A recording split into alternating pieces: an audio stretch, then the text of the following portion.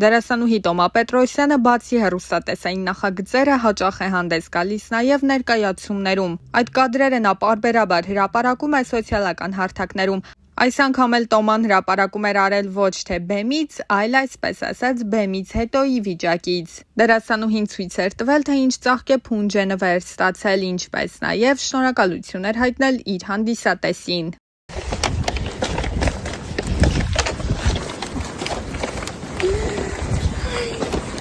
Ներկայացնից հետո գալիս եմ տուն, ուրախ, երջանիկ, ապրեք, ուտեմ ձեզ։ Տարիներ շարունակ լռություն եւ գաղտնիություն պահպանելուց հետո ի վերջո Տոմա Պետրոսյանն ու Պոնչը որոշել են իրենց երջանկությամբ ինչ-որ չափով կիսվել նաեւ հանրության հետ։ Զույգը վերջին շրջանում առավել հաճախ է համատեղ հրապարակումներ անում, կիսվելով առօրյա, ճամփորդական ու աշխատանքային կադրերով, ավելացել են նաև միմյանց հասցեին արված ջերմ մեկնաբանությունները։ Չնայած այս ամենին ոչ Տոման եւ ոչ էլ Պոնչը դեռևս չեն մեկնաբանել իրենց ամուսնության լուրը, բայց որ նրանց հարաբերությունները երջանիկ ընթացք ունեն, պարզ է դառնում ամենատարբեր հրապարակումներից։ Օրերս էլ Տոման հաստատել էր դա դերասան հումորիստ Զիրոյանի հրապարակումներից մեկի մեկնաբանությունների հատվածում գրելով հետևյալը. «Ժողովուրդ, ամուսնանալուց լավ բան չկա, զանգեք, ամուսնացեք շուտ»։ Նշենք, որ նախկինում տված իր գրեթե բոլոր հարցազրույցներում Տոման խուսափում էր խոսել անձնական թեմաներով, նշելով, որ այդ դաշտը միայն իրեն է վերաբերվում ու երբ որ ժամանակը գա, ինքը միգուցե բացի փակագծերը։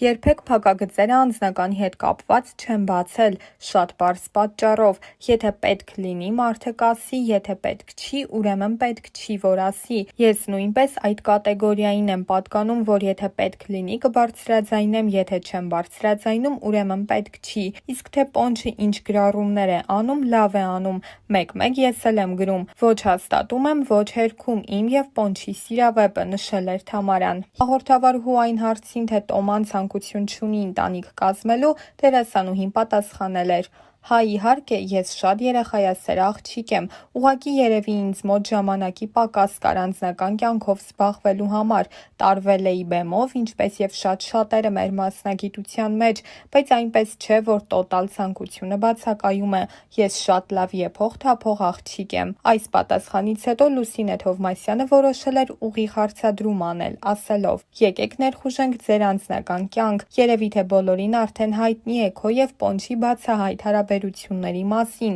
չեք մտածում արդեն ընտանիք կազմել»։ Հարկ է նշել, որ այս ուղիղ հարցը Տոմային շփոթեցրել էր ու նա փորձել էր ոչինչ չասել, բայց դրանով արդեն իսկ հաստատել էր տարածվող լուրերը։ «Գիտեք, անձնական թեման ես երբեք չեմ բարձրաձայնում ու դա միշտ է այդպես եղել, նույնիսկ երբ ես հանրային չէի, դրա մասին խոսել չէի սիրում, որովհետև ես շատ լուրջ եմ այդ ամեն ինչին վերաբերում, շատ փայփայում եմ իմ անձնական կյանքը, դրա համար ժամանակը կգա, բոլորը ամեն ինչ կիմանան, երևի թե»։ Տոման նաև խոսել էր կնոջ եւ տղամարդու հարաբերությունների մասին եւ նշել, որ այո, իր համար կարեւոր են մարդկային լավ որակները, բայց ընդհանուր առմամբ կնոջ եւ տղամարդու մեջ կարեւոր է քիմիան։ Դերասանուհին հստակ կարողացավ նշել միայն այն, ինչը չի սիրում տղամարդկանց մեջ։ Երևի թե տղամարդկանց մեջ դուրս չի գալիս կանացի թուլությունները, երբեմն նկատում եմ բաներ, որոնք անգամ իմ մեջ չկան ու եթե տղամարդու մեջ կան կանանց բնորոշ գծեր, ես սկսում եմ զգուշանալ նրանցից, նշել էր դերասանուհին։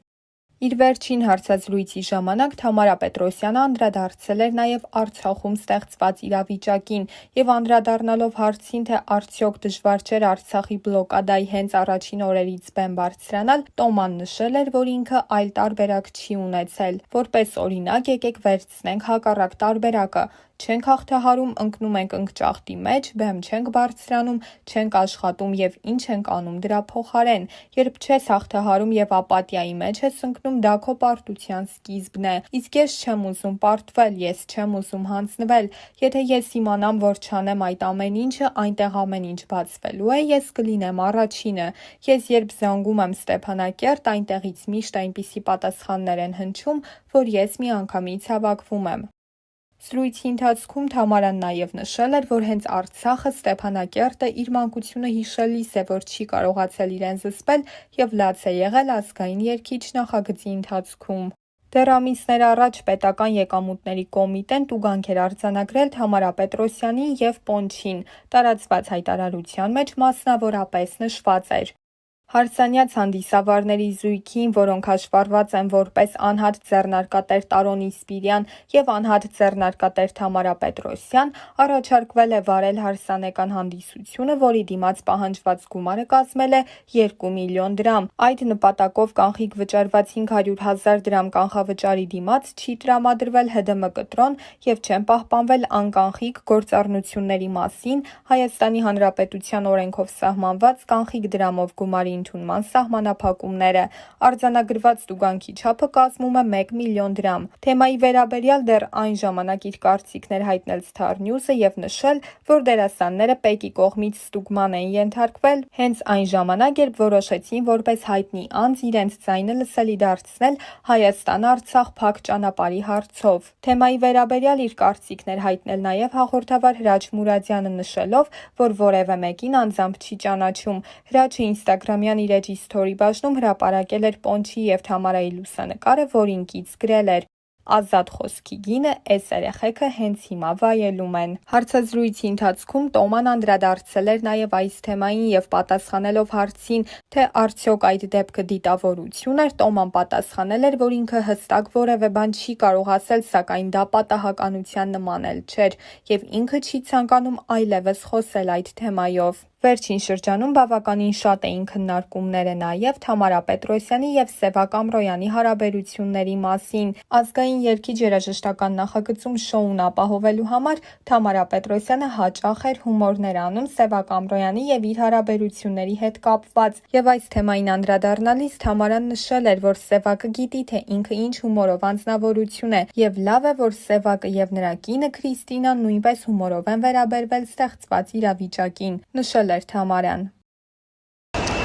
Սիրելի հետևորդներ, ինչպես տեսնում եք, դիրքս չի փոխվում, փոխվում է միայն վայրը։ Նույնիսկ վայրի իմաստը չի փոխվում, բայց վայրը փոխվում է, այսինքն էլի այերոպորտ է, բայց այս անգամ արդեն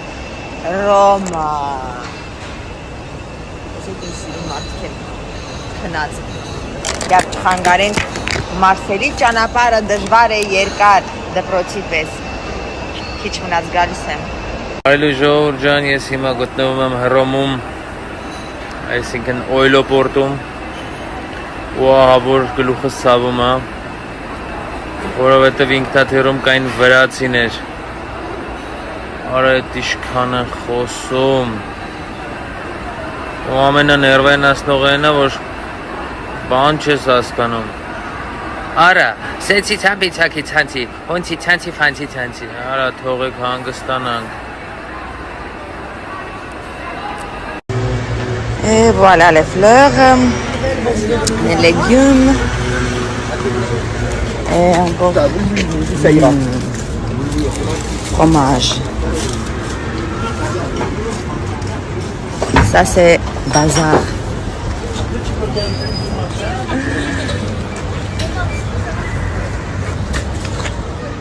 Bienvenue à Marseille.